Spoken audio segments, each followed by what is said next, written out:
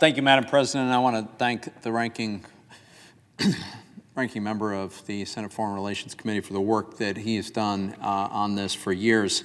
I just want to make a couple of points here. One is, it's a very hard point to make, but I think we ought to be candid, and that is there is a very real danger that the Russian military will eventually prevail. Let's be honest, they're much larger, they have far more resources. The Ukrainians are putting up an absolutely historic and heroic fight, but it's not clear that they can hold on indefinitely.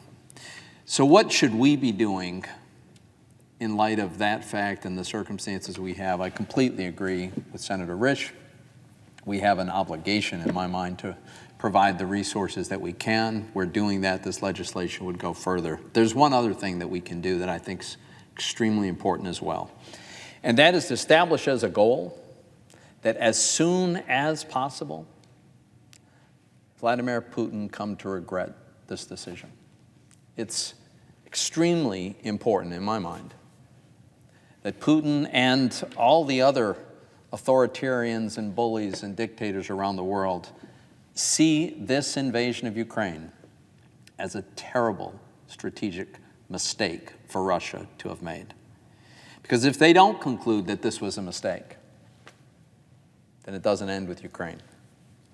So how do we ensure that this is universally recognized, including by Putin and those who would like to emulate him? How do we make sure that they see it as the mistake that we believe it is? There's one way to do this. We bring the Russian economy to its knees. And we have the ability to do that, but we have chosen not to do so thus far. Now, I'm pleased to see the administration moving in the direction of sanctioning. I'm pleased that many of our European allies have taken steps to go in this direction.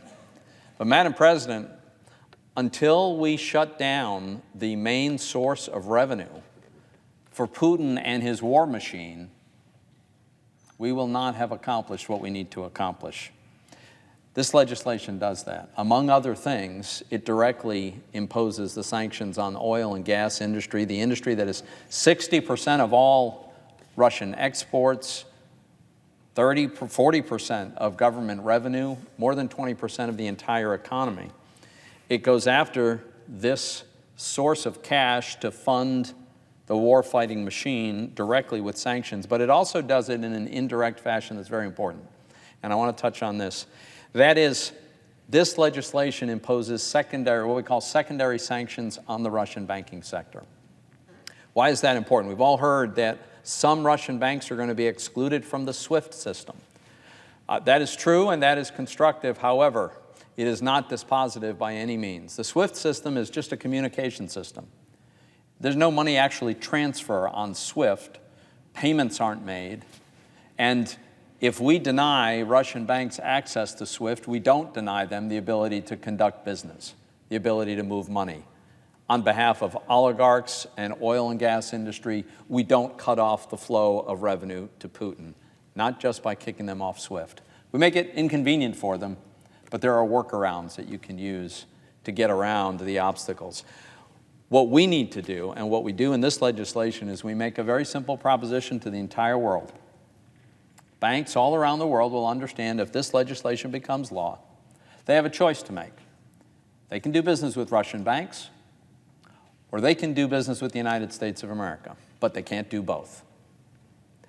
Madam President, that is not a tough decision for the world's banks. The overwhelming majority and all of the significant ones will choose to do business with the United States. And that shuts down the Russian banking industry. That shuts down the revenue stream for Vladimir Putin. That shuts down the money that is funding this appalling, atrocious military campaign. Are there any consequences to us?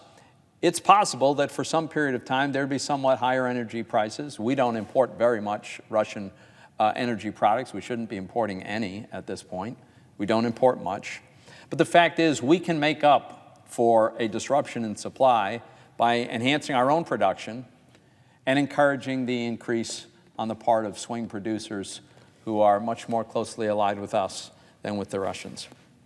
Madam President, the Ukrainian people and the Ukrainian people's elected leaders have been absolutely heroic. They are fighting for their very lives. And as I say, if Putin does not conclude that this was all a very big mistake, then it doesn't end with Ukraine. I join my colleagues in urging the adoption of this legislation, and I yield the floor.